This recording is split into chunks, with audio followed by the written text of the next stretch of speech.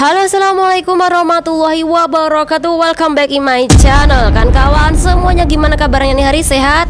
Semoga sehat selalu di perantauan. Semoga kawan-kawan terhindar dari mara bahaya, dan semoga kawan-kawan semuanya dipermudah segala urusannya sampean, Mbak. Apapun itu semoga dipermudah nggih urusannya sampean. Amin ya robbal alamin.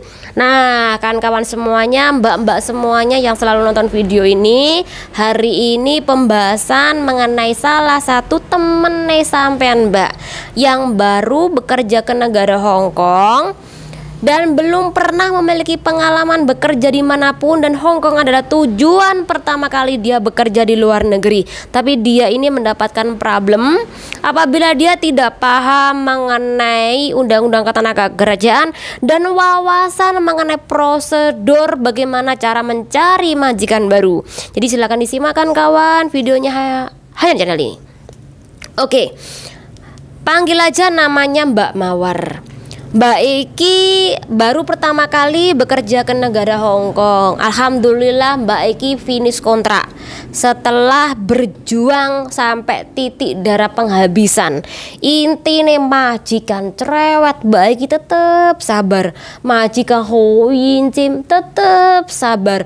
Majikan Ho Mafan tetap sabar. Intinya dibesarkan sabarnya dia menghadapi majikan yang Ho Mafan. Pokoknya itu salah, ini salah, sana salah, kerjaan salah, bahasa pun dianggap tidak bisa. Karena apa? Majikan terlalu cepat ngomongnya kayak orang kemu. Jadi mbak-mbak yang baru ini nggak paham apa yang dia omongin. Kecuali kalau majikan itu ngomongnya pelan-pelan, itu masih bisa diterima.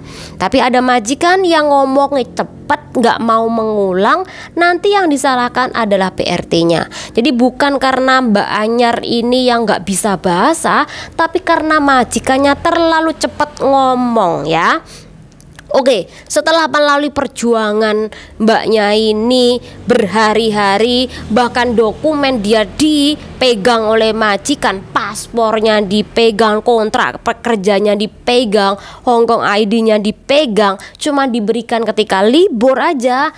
Dan kemudian liburnya hari biasa, akhirnya mbaknya ini cuma liburan di bawah flat, nggak memiliki teman, nggak memiliki pengalaman. Akibat dari apa? Dia jarang libur, jarang bergaul dengan kawan-kawan yang lain. Akhirnya ini dampaknya, Mbak. Tapi mbaknya ini hebat, bisa finish kontrak selama 2 tahun melalui beberapa peristiwa. Alhamdulillahnya finish kontrak dan bisa nyaur utang PT, bisa nyaur utang orang tua, bisa ngumpulin duit walaupun memang tidak banyak. Tapi alhamdulillah berhasil finish kontrak, hebat.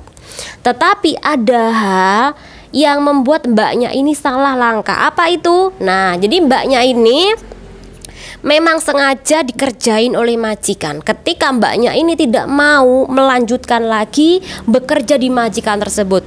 Siapa sih yang mau bekerja di majikan yang cerewet banget, yang pelit banget, yang homafan banget, yang merendahkan kita? Enggak mau, Mbak. Enggak mau mengulang kesalahan yang sama. Itu kenapa mbaknya menolak untuk renew kontrak. Dia lebih baik ganti majikan, ganti agensi. Karena sejak awal agensinya tidak pernah membantu ketika dia dapat masalah.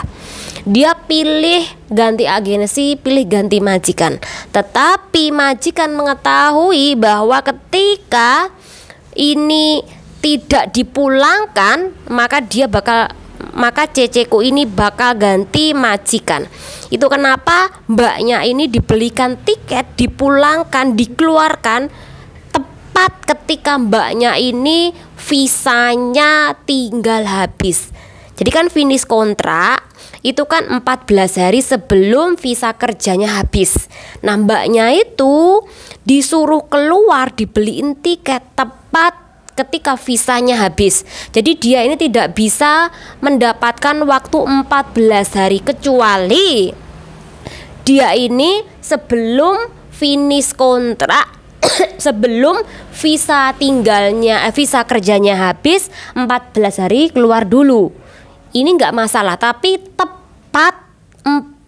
tepatnya dia visa tinggalnya, visa kerjanya habis, dia ini disuruh keluar, dia tidak dapat sehari pun tinggal di Hong Kong, kecuali Anda mendapatkan tiket lebih dari sehari 2 hari nggak masalah.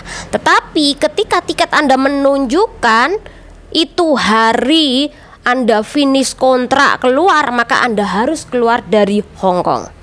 Sama mbaknya ini, mbaknya bingung, udah liburnya hari biasa, semua dokumen dipegang majikan, padahal mbaknya tuh pengen sekali ganti majikan, pengen sekali cari majikan baru. Itu kenapa dia tidak bisa ganti majikan, karena dibelikan tiket itu hari. Mbaknya itu pulanglah ke Indonesia, dia masuk PT lagi nih. Tapi setelah ditunggu lama-lama, mbaknya itu tetap tidak mendapatkan majikan, mbak.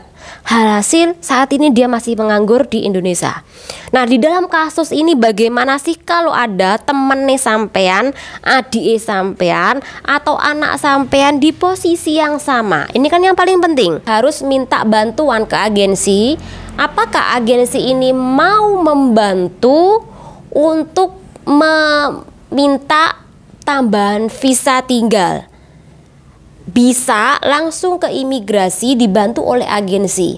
Nanti di imigrasi Anda harus menceritakan bahwa dokumen semuanya dipegang oleh majikan, dan kemudian sampai tidak diberikan waktu untuk tinggal cari majikan.